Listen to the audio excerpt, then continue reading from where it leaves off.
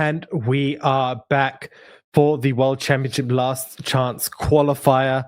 And of course, it's me, Gems, bringing back Fresh Lobster. You guys, we had a very short break, but you guys just missed what an electric end to that semi-finals there, where we saw some fantastic matches between Red Monty and Sergey. Yeah, Sergi, aka Diogenes Enjoyer, a tournament legend. Here we see dropping down to 1 HP from Red Monty's Jax Ornn overwhelm attack, and then following up on the subsequent attack with 2 Alpha Wild Claws swinging in, and just not enough defensive capabilities on Sergi's aggressive Teemo-driven deck, therefore dropping game 1. Game 2. Another shot at glory here for Sergi. Much better matchup, running over this Karma deck early on. We see the board snowball. This is just turn 5 and already a 6-unit wide attack. And Diogenes Enjoyer, aka Sergi, going for the override on a stunned unit to secure the lethal here on the subsequent turn 7 attack. We saw as well on the next match a fantastic series here between Red Monty and Sergey here, with the Karma set coming in super clutch here for Red Monty, securing them this win here. We see the level up, the showstopper was also generated this turn as well, using the coin and the tag out, allowing them to stabilize and remove the majority of the board, and then in the future get that Karma down and then get some healing as well. And just full board stabilization, Sergi going for the surrender to save everyone some time. And that meant that Monty was our first World Championship finalist. And then we tuned into the other series, which was pure craziness. Yeah, very, very craziness. I believe, looking back out on this, Never Walk Alone, I think, was out of cards. And that's why we saw the surrender. Yeah, no cards in deck. That's why we saw the surrender. Oh, yeah, that was one we didn't catch, but thanks for mentioning it. Yeah, now it looks obvious. They just ran out of time.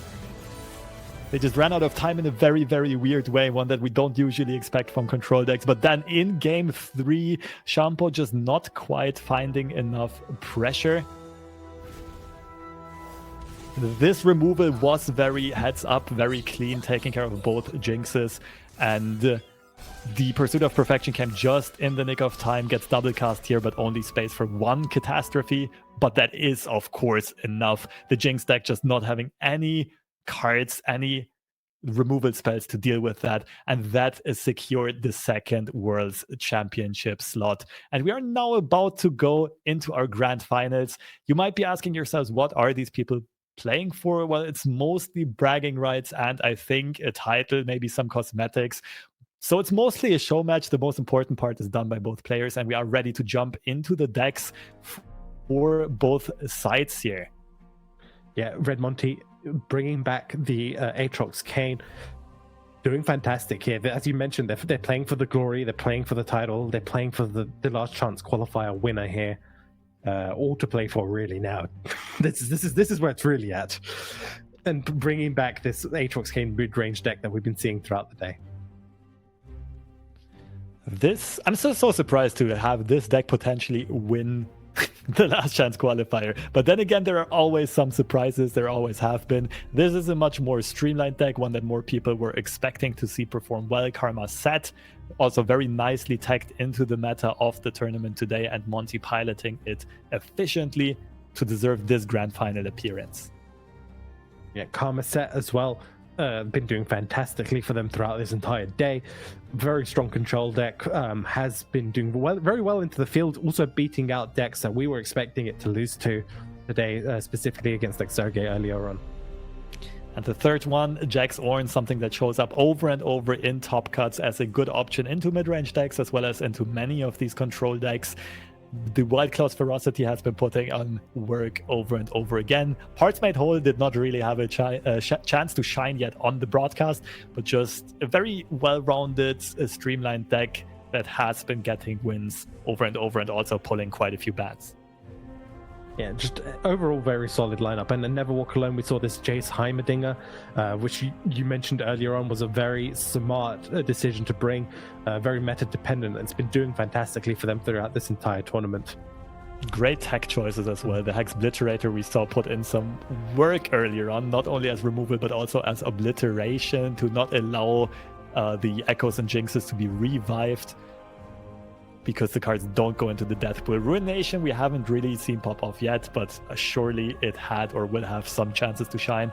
The second control deck, Karma Set, kind of close to the version that we saw on the other side, but a bit different on tech choices and so on. Rocket Barrage is the one that really springs my eye here, but it does not have the greatest targets into Monty's lineup. No, it doesn't. However, it's still going to be kind of useful at points to just remove a couple of units. Not the end of the world. But the one thing to note is they're running a couple copies of Sunken Temple in their version. And third and finally, another deck that we haven't seen in action a lot is Seraphine. Only 2 copies of Janna, 2 copies of Sunken Temple, 1 copy of Back Alley Bar that we saw earlier on putting in some work. And well, generally speaking, a lot of tech choices, not enough to cover everything. But we do see a very removal-oriented build. And again, some anti-big hitter stuff. Playing 2 copies of Celestial Wonder, which stuns 2 attacking enemies. And that, therefore just being very good at stalling the game, delaying the game, and eventually taking over. So in terms of pick ban here, what do you reckon the decisions are from both sides? It's a very control lineup from Never Walk Alone, most likely trying to target things like Jack Sorn. I wouldn't be surprised if we just see Karma Set being banned. Yeah, for the first time today, I think I'm going to say this looks easy. For Never Walk Alone, this should be a set Karma ban. For Monty, it's not quite as easy. I would expect Jace Heimer to be banned just because it runs the big stuff removal in Vengeances and Hex Obliterators and so on. I also wouldn't be surprised to see Karma Set be banned because of all of the stuns and recalls. But Karma Set is also more prone to being overrun early on. It needs a bit more time to stabilize, whereas Heimer Jace can already stabilize very quickly as early as turn 3, 4, 5. Yeah, this is looking very favorable, I would say, for Never Walk Alone. Agreed. 3 strong decks that should beat most mid-range, and Red Monty's shown up with 2 mid-range decks and a control deck. Karma Set does get banned. Jace Heimer gets left open. Karma Set gets banned on both sides. Neither wanting to play Karma Set. It's like, yeah, let's just get rid of it. Yeah. Let's have a mutual agreement here, fellas. No Karma Sets. We want to go home today at some point. Also nice for the broadcast to not have these super drawn out games where it's already evident who won. Instead, we see some of the, well, let's say faster control decks, although especially the Seraphine deck can also draw games out quite longly. And we see the Heimer deck go up against Aatrox Kane, first of all. Yeah, this is our first match here in the grand finals. Remember, both of these players have guaranteed their qualification. Just to reiterate that, they have guaranteed their qualification to the Worlds. They are just playing for the glory right now and the title. So I believe most of the pressure has been alleviated of these players. They're probably going to be playing a lot more for fun now. All of the heavy lifting, all of the heavy work has already been done. And let's see some entertaining Legends of Runeterra action for the grand finals of the LCQ EMEA. Yeah, and we're seeing the opening here from Red Monty with the Forsaken Bakai. Just a solid predict, maybe to search for a weapon. We have the Darkin in hand already. Looking okay overall. But the same could be also said for Never Walk Alone. Has the Quietus as well available for equipment removal, which is really what you really want in this stage of the match. Quietus can be super duper useful if Red Monty does not find a lot of weapons. Elected to not go for a second Darkin Spear here with the predict, so therefore saying no to the buff on the little Bakai and making themselves vulnerable to a potential Quietus removal. So Never Walk Alone really capitalizing with, I think it's a one-off Quietus, and punishing Red Monty's development here. It's definitely not a one-off Quietus. 2-off. Tunnel vision. We've been tunnel visioning a lot this broadcast, I think. That's just the nature of the excitement. We're so excited. Just wanting to show everyone the level of play we've been seeing today.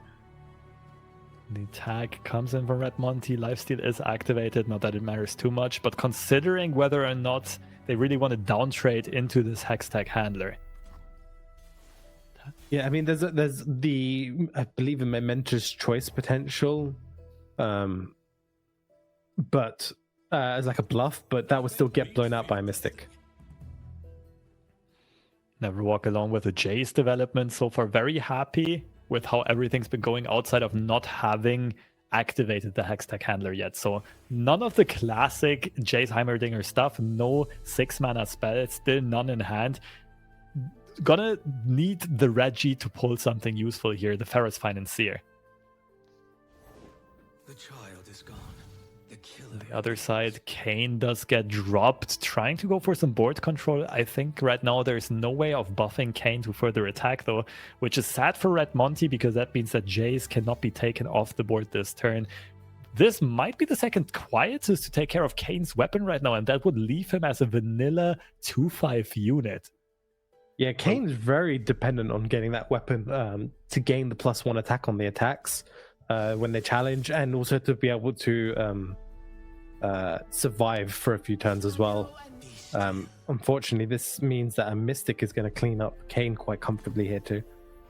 Yeah, we say good riddance to the Darkened Sky. That's not even going to get a value trade here. And this is looking quite well for Never Walk Alone with the Mystic shots available. The only question being, does the Jace block? Does Never Walk Alone want to risk running into momentous choices? I think they can, just because of the double Mystic shot removal option. Oh, wanting to keep the Jace healthy for the eventual level up that's going to kick in at some day. Expecting Reggie to be played. we need Hex Obliterator. Perfect. That does line up with Aatrox's stat line perfectly as well. Lines up with Aatrox. It obliterates, so it removes the weapons. Couldn't ask for a better option there overall. That's even better than Vengeance, yeah. Yeah, for the most part. The only downside, obviously, is there's options for like Momentous Choice and Expense Protect to stop it. Good point, but Never Walk Alone has banked 2 more spell mana, has a Mystic shot in hand, so that can be used to get rid of the spell shield from Expanse's protection. Let's see what these players commit and how this plays out here. Yep, there's the Expanse protection. We're going to see the Mystic shot here to pop the spell shield. This would have been a bit of a blur if there was a momentous choice from Red Monty's side, but there isn't one right now. The good thing for Red Monty is Heedless Resurrection as well as another Aatrox in hand. There's still a lot of game, a lot of value on their side, while Never Walk Alone is still looking for more of these high-cost spells just to level up Jace, maybe eventually get the Heimerdinger rolling. Yeah, only having Heimerdingers. I mean, you could play Albus here and just set up for your open attacks. The lack of 6-cost spells here for Never Walk Alone is not ideal, or just spells in general. If they had like a couple cheap spells with Heimerdinger, they could have done that and just developed some blockers. But as you mentioned, this turn, most likely going to see that Heedless Resurrection coming out from Red Monty. And the Lunari Cultist going off first. This is some cheeky play by Red Monty because they tap under Aatrox mana. And that means that Never Walk Alone is going to be much more willing to tap under Vengeance mana themselves. But Aatrox seems to not be the plan for this turn anyway, dropping the Defector instead, Ranger Knight Defector with the Scout Tag. And I really like the now safe Heimerdinger development by Never Walk Alone. And I think they're going to be following up with a Pogger's Day to refill the hand and to generate a huge blocker in that T-Hex. This Ranger Knight Defector will force potentially some good trades here. The question is whether or not Red Monty takes another attack here with the Ranger Knight Defector. Can heal it up? It's a pretty key unit. You would not really want to sacrifice it, but right now... You can use a gem here and you'd be fairly safe. Yeah. It would at least force Never Walk Alone to trade the Jace away, and that is something that Red Monty is looking towards anyway. Like, even without the gem, you're most likely safe into everything, I think, except for a Mystic, I believe. So this way you just play around that a little bit. Yeah. It would have had to be the third Mystic, or maybe there's some more options in the deck list we're not thinking of right now. But the J staying alive means the level up is going to come through. The Progress Day being played, generating a T-Hex as well. And this is where the momentum might start to shift because both champions now getting their engines going. Okay, there's Aftershock. Yeah, Aftershock's great. It can remove a unit. We see. Oh, doesn't use the. I love the pass. I love the pass.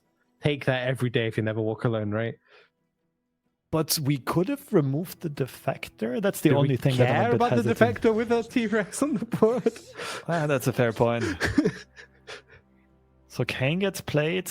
We do see the Vengeance for Never Walk Alone. There are also other options for removing stuff. We could also just play double huge Scrap Traption, and it would give us an 11-11, another 11-11, because double casted by Jace, and some T-Hexes. Interesting use of tech. You could. One thing to note is Shock Blast doesn't double up anymore. Yup. It got discounted by the Progress Day, which is a bit unfortunate. So it's just, you can't actually, it wasn't consideration they'd drawn it this time to play that instead of Vengeance, but because of the discount, it makes it very awkward. Yeah, and instead of just going for huge pure stats, Never Walk Alone wants to develop some elusive bots instead, but also keep more mana open, keeping some flexibility here, and now could either go with some blocker development in these Floor Begone elusive units. Oh, I just remembered Heedless Resurrection is never going to summon Aatrox because he got obliterated. Oh, the Hex Obliterate. Yeah, we did even mention this earlier on, I think. Yeah. That's why we see the Kane back here. Good point. Good point. I don't think it would have mattered in this situation anymore anyway, because it looks like this Heimerdinger Jace combination has already put in the work. Just the T-Hex as a potential blocker is already giving so much board control over to Never Walk Alone. And it feels like these champions already kind of did their job. Kane going in for attack and is now going to die to the Aftershock. Shock Blast would have also been an option, but Never Walk Alone can really choose freely here. Yeah, this game is looking to be set here, most likely. I don't see how Red Monty claws back. World Ender still not enough, sitting at 14, unable to play it at all, which is kind of like your only real way to like try and sneak a win in is with the loads of Darkins. And we see the acceleration gate coming down here from Never Walk Alone. It's going to be doubled up. These elusives, there's nothing that Red Monty can do about them. Yeah, and the Shiny mode comes in. We do see an early surrender. And it is going to be a 1-0 lead for the Jace Heimer deck again, just showing why it was a perfect meta call, a very good bring, and some very proficient, experienced piloting on Never Walk Alone side. Yeah, fantastic choice of decks as well, preying on these mid-range lists. This triple lineup of like control-based decks doing fantastically for them. Most likely, what we're going to see again is the Seraphine Janna doing the exact same thing, or very similar style game plan.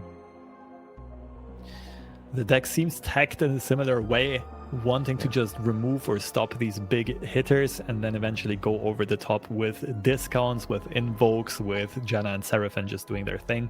We do see the Jax Ornn being played on the flip side. Full Hand gets mulliganed. Omenhawk is a great find.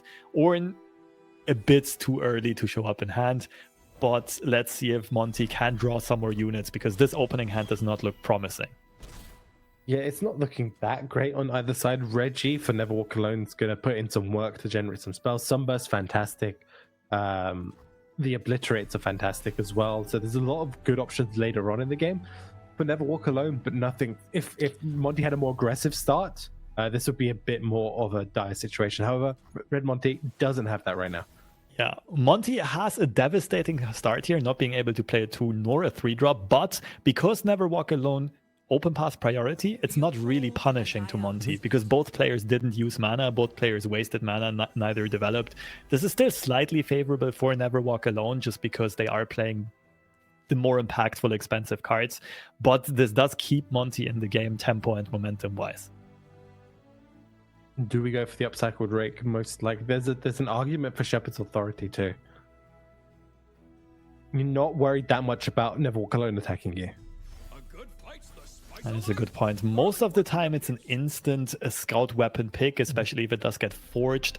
That does make up for the lack of stats. But in this case, Monty just electing to go for a Smorg kind of thing, just going for stats, trying to go for a big hit. And this means that the Janna can get removed before she can discount a bunch of newly drawn cards. Yeah, very straightforward removal. Most likely going to see the Glacial Saurian played down here for Red Monty. Oh no, just going for the equipment weapon. I don't mind this either. It sets up the lore if you want to pull something. However, the Sunburst is going to shut this down. It does silence it, but the weapon still gets bounced back into hand. Now it's just the puny Omen Hog trying to put out some pressure and deal some pain to the Nexus of Never Walk Alone. But it's still looking very stable and comfortable for Never Walk Alone right now. Yeah, I mean, it's going to be like that up to turn 7. They have answers to Glitterate Horns, and they're not scared about it at all. They can afford to keep passing, but they can also just afford to like time trick or play Reggie and just essentially semi-soft pass, right? Use a little bit of your mana without fully committing and leave loads up to answer anything Red Monty does. Yeah, I'm liking this so far from Never Walk Alone. Monty just doesn't have a lot of options to put out steam and pressure.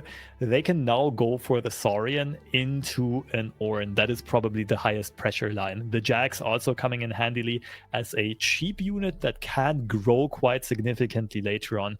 So gonna have to see how Monty is gonna handle that. What Monty really wants to draw though is stuff like White Claw's Ferocity as well as another copy of Ornn after the first one is gonna get obliterated. More Jax. This Jax is a 5/4, even though he's not leveled yet, so can become a win condition later on down the line. But for now, there's just not enough early pressure. Never Walk Alone is still very stable here and sitting comfortably. We see more and more draw, more and more flash bombs being put into the deck, while still leaving a lot of mana open. Okay, so if you're Never Walk Alone, you're sitting quite comfortably here. You can remove the Ornn here.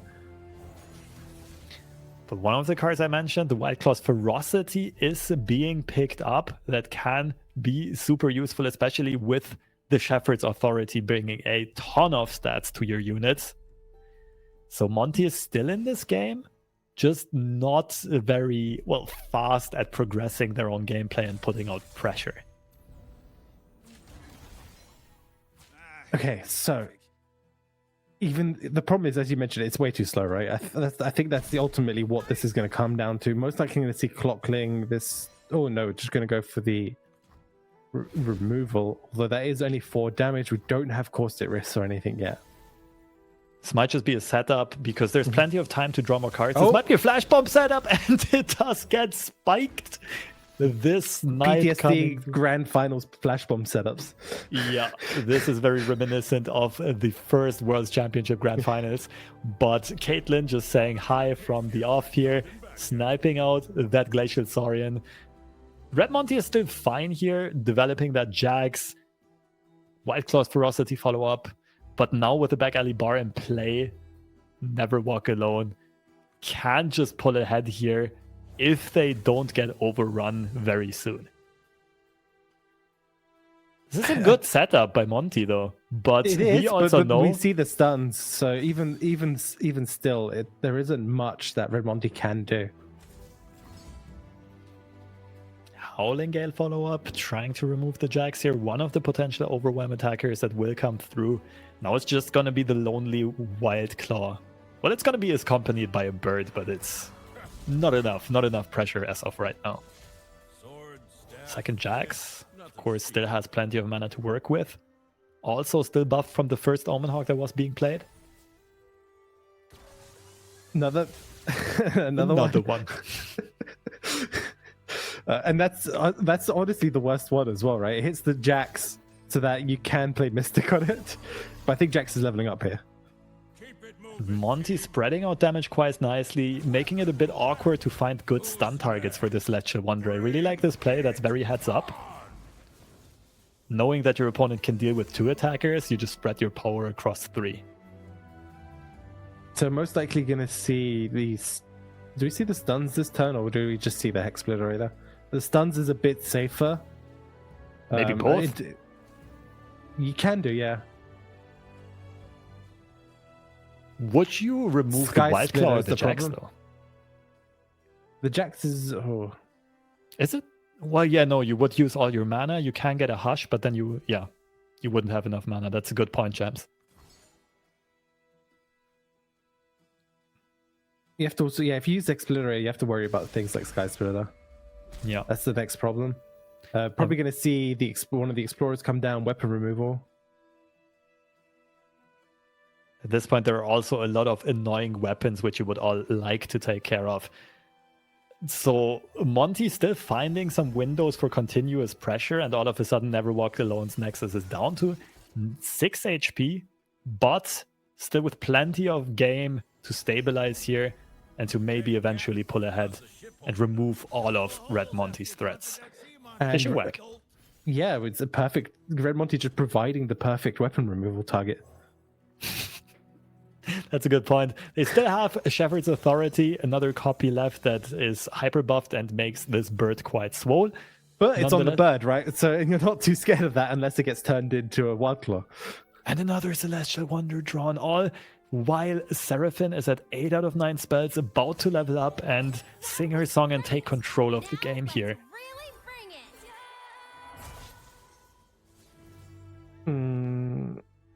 Okay, so Seraphine is kicked in, weapons are being removed, Explorator is there.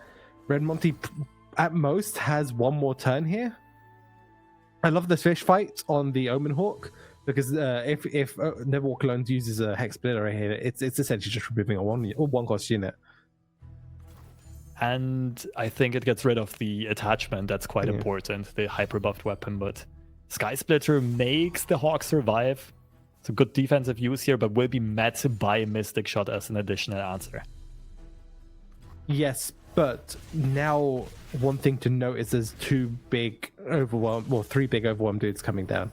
Yeah, the Saurian was a really good draw for Monty. On the following turn for Red Monty as well. Yes, there's a Hush, which can stop one of them.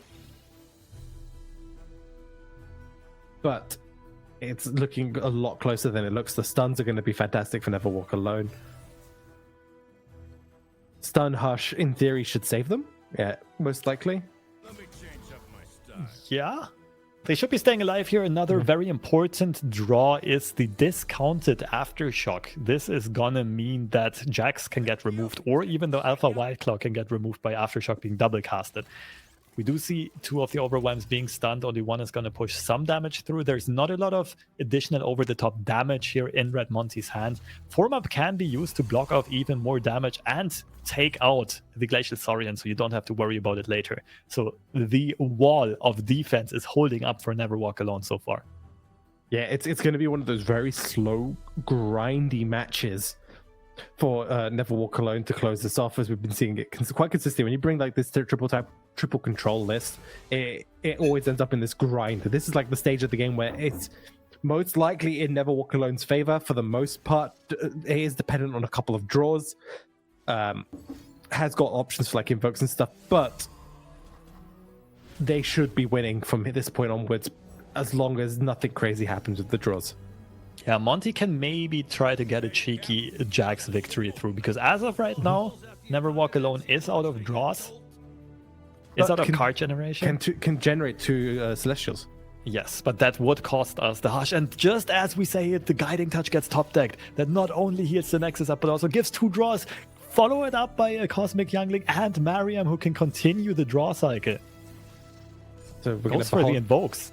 Yeah, they only cost 1, so it's fine. 1 gets double casted. Meteor Shower is very effective removal here. Scourge, right? You just slam Scourge. Oh, Scourge could be lethal. Yeah. But Harsh wins. It is a Scourge being picked up here. You don't necessarily have to go for this turn. You just get it set up for the following turn. You can just you can invoke one more time, see what you get, and then just go for like a comet. Yeah. Another very interesting pick would have been the Moonsilver, discounting another spell to put it into Seraphine double cast range. But of course, the other picks just seemed better. The Scourge does get dropped here. I mean, the elusives will still survive even after the attack, so This is going to be significant pressure no matter what, and the Scourge is threatening removal. So Monty just happens to have the perfect answer in hand right now with the Harsh Winds, but nonetheless, this is some serious pressure being put out here by Neverwalk Alone. Yeah, I don't know if you attack with the back alley bar because of Harsh Winds, right? Yeah, you might want this as a blocker, but then again, you do have 2 more blockers in hand. You don't mind trading a bit of your board off. You can replay Youngling as well as the Duskbringer. Get your dancing shoes. But then you can't invoke. You can play one of them if you want to invoke this turn. Oh, I think we could just let that one go. The other option is you can marry him, right? And then for spell mana, and then you can do all of them. Yeah, that's a good point. They're gonna lose the. Wait, are we? No, Seraphine still survives. Okay, that's perfect. Yeah, we're not losing any unit. What we are losing, though, is some important HP on the board, which means that these overwhelm units can hit us quite effectively. Now it's going to be curious. I'm going to be curious to see what Neverwalk Alone does. Probably Youngling, because that's the safest. The heal 1. Mm-hmm. There is the line of Duskbringer into Mariam, into either refill spell mana or draw. Because right now, Neverwalk Alone is also almost out of value and wants to draw a bit more. I mean, you have board space issues for that. That was my other concern, but we'll see. I was mainly thinking it's going to be Youngling for the 1 heal, because if you're worried about your HP on the next attack, especially if Jack's having Scout here, it might be relevant. Just for the perfectionists here, I think that was a very tiny misplay to not play the Duskbringer first, because we missed out on a Pursuit of Perfection stack here. But it doesn't really matter here. The most important thing is that the spell mana got refilled, the Invoke happened, the Traveler gets put into hand, and Rocket Barrage gets drawn. So even though we're almost not having any draw cards in hand anymore, we're not really out of value. Probably commenting here after this attack. We have to. The question is, can we wait? Aren't we dead? We can't really deal with the Wildclaw swinging in next and the additional impact from the Piltover Castaway. The Comet is kind of forced, but we can't do anything else. And that's what I meant earlier on with we're losing some valuable HP on the board. Mm-hmm. Oh, there's a development there. Saurian gets developed? That allows us... Oh no! Could have gone for the Rocket Barrage, right, on the Overwhelm. Yeah, Rocket Barrage. Oh, another development. So you can still go for the Rocket now. But there's another Jax in hand. Yeah, I think and for a Monty, weapon equip. It's a Jax and a weapon equip, which is probably just enough. Yeah, for Monty, the development makes sense just because you had so many development options that eventually you're gonna find enough units to punch through. And yeah, that's the victory here. I think both players played it pretty well. Some small inaccuracies on Neverwalk Alone's side. Maybe could have, like, on the Scourge attack, there was an option to... Maybe it wasn't a Scourge development turn. Yeah, that for one. And the other one was the Scourge could have pulled something like Jax instead, so it survives with 5 HP instead of 3 in case you're met by a Harsh Winds. It did feel like Neverwalk Alone had full control of this game. And then, like, just... some cracks showed, and it allowed Red Monty to capitalize and get back into this game and finally find that lethal through all of these overwhelmed units. Nonetheless, a strong showing from both players. Keep in mind, both of them are already qualified for the World's Championships, and this is basically mostly just a show match. Yeah, and someone who wants to claim they won the whole thing, right? It's for the glory. You say it's for the glory, right? You show up. You can show up to Worlds and be like, "Yeah, the guy who beat everyone at the last chance qualifier to get in." Yeah, sounds cooler than being the second. Yeah, exactly. We all know that's what's most important. Bragging rights. Yeah, exactly. So we do see Monty going for another weapon pickup this time. Of course, makes a lot of sense because it is a different weapon, the Darkened Bloodletters here, which is going to accelerate that Aatrox being drawn from the deck especially. He does get put into your hand once you played 3 different Darkened weapons. Yep, we see all the landmarks coming here for Neverwalk Alone, the back alley bar, and they just surrender. Okay, well, Red Monty takes it. Yeah, I guess in a very the anticlimactic fashion. The bragging rights were not quite as important for Neverwalk Alone, it seems. Maybe they weren't happy with their opening hand. Maybe they didn't feel like playing this matchup. It is what it is. Red Monty is our winner of the Landshine Qualifier, but in reality, both of these people shown on screen are the winners of today. Both of them secured the world slot, some guaranteed prize money, as well as a shot at eternal glory and a lot of prize money. And they did so with very convincing play, as well as very convincing lineups, reading the meta very well, and bringing some very creative decks on both sides. Yeah, one thing to note is they have basically lineups that didn't one side really favored the other side overall, and they didn't see each other till the finals. So this just shows the nature of like deck matchup pairings and who you see in a bracket can matter very much in terms of what lineup you're bringing. But it's still fantastic play to get there, but it just shows you like the randomness in your opponent sometimes can have a factor. It definitely does. Both players going for it's like targeting certain parts of the meta, and they mostly ran into it. But what was very impressive for me, the triple control lineup even beat Sergi's aggro lineup, right? Leaving the two aggro decks open, and it looked like those would run the Karma set deck over. But the Karma set deck prevailed. It got a win against the Jinx with clean play. A very that was a very intense match. A lot of mind games going on there, but eventually it prevailed, even though that was not the kind of deck that the deck was built for. It was almost a weakness for the Karma set deck. And nonetheless, being able to pilot this all the way to the grand finals and to a victory here is one impressive showing. Yeah, again, congratulations to both of the players. They've played phenomenally. They made correct meta reads that panned out for them. And on top of that, it was just fantastic play around the entire day. We saw some crazy matches. We saw some deck outs. We saw absolutely everything today. Yeah, deck out has been a while since I saw that. Also, the timer pressure was so insane that I really enjoyed seeing a blitz version of Legends of Runeterra in a very complex matchup that allowed for some flashy stuff on both sides of the table. But we also have to say condolences to a lot of players who almost made it, but not quite. That is just the nature of these high stakes tournaments, especially in a tournament like this, where it only matters to get into the grand finals and everything else does not really give you anything relevant. So we've got a little heads up that Never Walk Alone had something else pop up, like an emergency. So that's probably why they conceded. Fair plays to them. They already qualified. So again, congratulations on their part. Yeah, can't blame them. They did the important work. Yeah. And the rest was just basically for style points.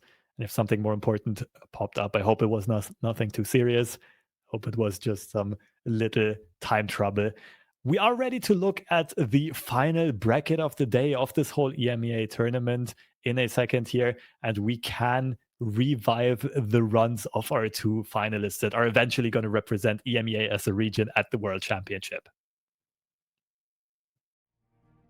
And we could see the journey these players took, Never Walk Alone and Red Monty, through the brackets to get to where they were. One at the top of the bracket, one straight down the bottom. So makes it quite easy to follow it, but you can see the quality of players they had to beat to make it all the way. And we saw some fantastic matches across the day. What was your sort of standout match then throughout the day? Which one were you going to pick as your favorite match that you've watched today? I think the most intense one for me was... It was probably both semifinals, to be honest. We had Monty against Diogenes Enjoyer, aka Sergi, in a very interesting matchup dynamic with the aggro decks trying to run over Karma set. While on the flip side, Never Walk Alone and Shanpo had some drawn-out banger matches, which I just mentioned earlier on, which ran into time trouble, which ran into deck outs, very, very high pressure situations and high-level games. Those were the most entertaining standouts for me, and they were also for the highest stakes. So yeah, it has been a fantastic day of Runeterra action. It's been absolutely lovely casting with you again, Fresh Lobster. It's a fantastic year of Runeterra for all of us here. We've had such a tremendous time, and huge shout out to all the production teams we've been working with throughout the entire year. Phenomenal job. Shout outs to our production team here today with Hirsch and Ice-T and the Aegis team, providing fantastic level of production for you guys to enjoy and have fun and watch Runeterra action. And obviously it's been a pleasure throughout this entire year for me here. Yeah, I can only agree. Thanks to all of the teams at the production, and thanks to all of our players who've been playing their butts off today, and to our representatives for EMEA at the World Championship. We will be cheering for you. That's it from me and Gems. We're signing off. Later on, you can still watch the the America's Last Chance qualifier with some very high stakes and some big names as well. I think on this very same channel. So maybe catch you there in the chat. That's it from us. Take care and see you at the World Championship.